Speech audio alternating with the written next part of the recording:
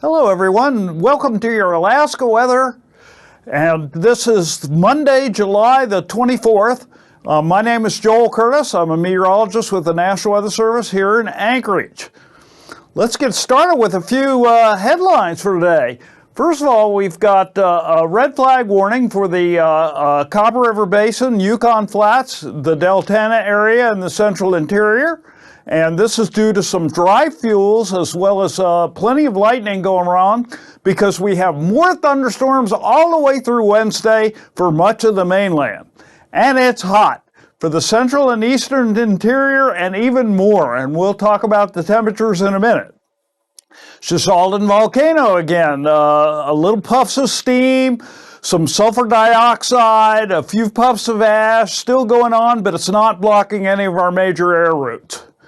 So what I wanted to show you today were the lightning strikes that's already occurred today on Monday. And note that central area, the Brooks Range there, I've got the satellite image up.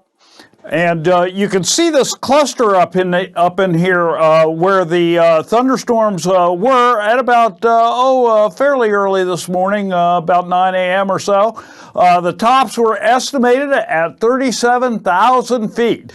And we even had a couple of thunderstorms go north of Utqiagvik and all the way to 75 degrees north. So getting pretty far north there, and you can see even on this image right here that there's a couple of lightning strikes near Utqiagvik in the Chukchi Sea and one even up in the Beaufort Sea as well. So plenty of lightning activity going on for all the state. So our thunderstorm outlook for tomorrow, looking at a good 2/3 of the mainland portion of the state. Some potential all the way down in the Wrangell-St. Elias Mountains, along the Alaska Range, even starting into the western Alaska Range. Central interior, of course, and then all the way up to the North Slope and even the northwest on the border of the Chukchi Sea. So Tuesday is looking pretty good, and then Wednesday, this area of isolated threat does decrease a little bit. Let's say the eastern half of the mainland portion of the state, still down to the Wrangell-St. Elias, and then all the way up to the North Slope, including the Dead Horse area. So here's our hazardous weather that's in effect right now. We have red flag warnings for the Yukon Flats and all the way over to Tanana, and then all along the northern section of the eastern Alaska Range, and then down into the Copper River Basin. Now the way this works is that our fuels are primed so that if there was a lightning strike, we could get the potential of an ignition. And looking at our fire danger for those fuels, here's the grass adjective that we've got going here, and the Yukon Flats is the winner today. And also down in the upper Tanana, it's also looking very high, but there's a few other areas in the state, including the Seward Peninsula, where the grass is really dried out. And all you needed was some really good sunshine and solar heating to dry those fuels out. And then taking a look at the spruce adjective here, we've got the Yukon Flats is at the extreme level, but also look at the western slopes of the Alaska Range. Got a little bit going on down there, and into the upper Yukon area. So let's take a look at the satellite loop. And first I'm going to show you with this eastern view here. And you can see that there is a couple of bursts of area. Notice that one up by Arctic Village, that was the set of thunderstorms today that put out so many lightning strikes. And then we've got this system out in the Bering Sea, and it splits up and is pulling across. There's maybe a secondary low near St. Paul, but the main low is out by Shemya. So let's take a look at that surface analysis. First of all, we're indicating the areas of thunderstorms, like we've been talking about. There is what we call a thermal low pressure. It's about 1,004 millibars, roughly near the Alcan. and then a trough, due to all the heating and the convergence of air and the air rising over that, causes a little bit of low pressure, so that thermal trough is still going there today. And then also we have a weak little low south of Kodiak Island, 1010. That thing is going to dissipate overnight. And then a 993 millibar low with a secondary feature almost up to St. Matthew, and then right down the occluded front, stretching all the way down across the eastern Aleutians and almost touching the Alaska Peninsula.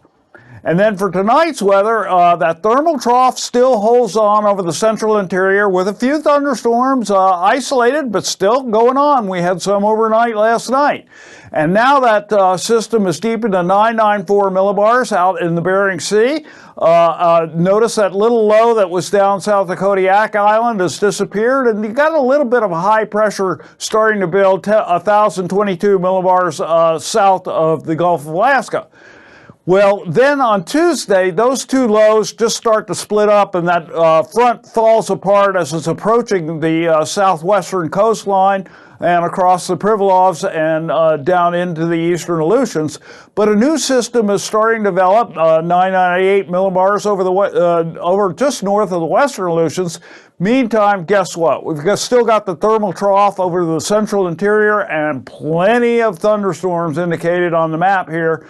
And then looking at Wednesday's weather, we've got the thermal low just about centered on the Yukon Flats or so, and then thunderstorms all around that with the thermal trough now extending out to the Seward Peninsula. And then this whole system has reformed in the Bering Sea. It's about 1,002 millibars, and it's got a full occluded front around it and a little bit of warm air out ahead of it, just barely warmer than the air that's in it, and a 1028 millibar high down in south of the Gulf of Alaska. So our low temperatures Tuesday morning, where you're near the sea ice, that's obviously going to be the coolest place, but in the 40s and 50s for most of the North Slope. Meantime, as you get down into the central interior, temperatures well into the 60s for our lows, and then further south, temperatures in the upper 40s and all the way to the mid 50s or so, including for southeast Alaska, which is hanging around in the 50s or so, and as you go out the Alaska Peninsula, down into the 40s with that cool water in the Bering Sea. For the high temperatures on Tuesday afternoon, looks like we could broach the 90s for the Yukon Flats area, and in the 60s all across the North Slope, except for Utqiagvik, which is real close to the sea ice. And then as you get further south, 60s, 70s, and 80s. And then for the Panhandle, in the 60s, across the southwest, 60s dropping off into the 50s, and a few 50s and 60s in the Alaska Peninsula, and going all the way out in the Aleutians in the 50s. And then for Wednesday morning, for our low temperatures, got 40s and 50s in the southwest, and up into the 60s as you get all the way up into the Yukon Flats. Otherwise, pretty much in the 50s and upper 40s all across the state. And then for high temperatures on Wednesday afternoon, almost to 90 again in the Yukon Flats, and then plenty of readings in the 80s around that area, and then well into the 60s as you go to the North Slope, in the 70s in the central interior, and in the 60s as you get down into South Central, and into the 50s in the Southwest, going out the Alaska Peninsula, dropping off into the 50s, and then for Southeast Alaska, which is keeping an eye on Suicide Basin, by the way, for Juneau. The water's really filling up in there, and they're watching that very, very carefully. But in the 60s, and you're going to get some snow and ice melt with that going along with that too. So then for our 6 to 10 day outlook, looking like a pretty good probability of the central portion of the state being above normal temperatures, and for just about the rest of the state, at least a decent chance that it's going to be above normal. For precipitation, it looks like the North Slope and the eastern interior along the Alcan, whereas it's some percentage of probability of it being dry in the southwest and in the south central area and on over into southeast Alaska. So that's it for your general weather for Alaska weather today, and I want you all to stay safe out there. Be sure and go to your local forecast office websites and get the latest details, and thank you for tuning in. Please stay safe out there.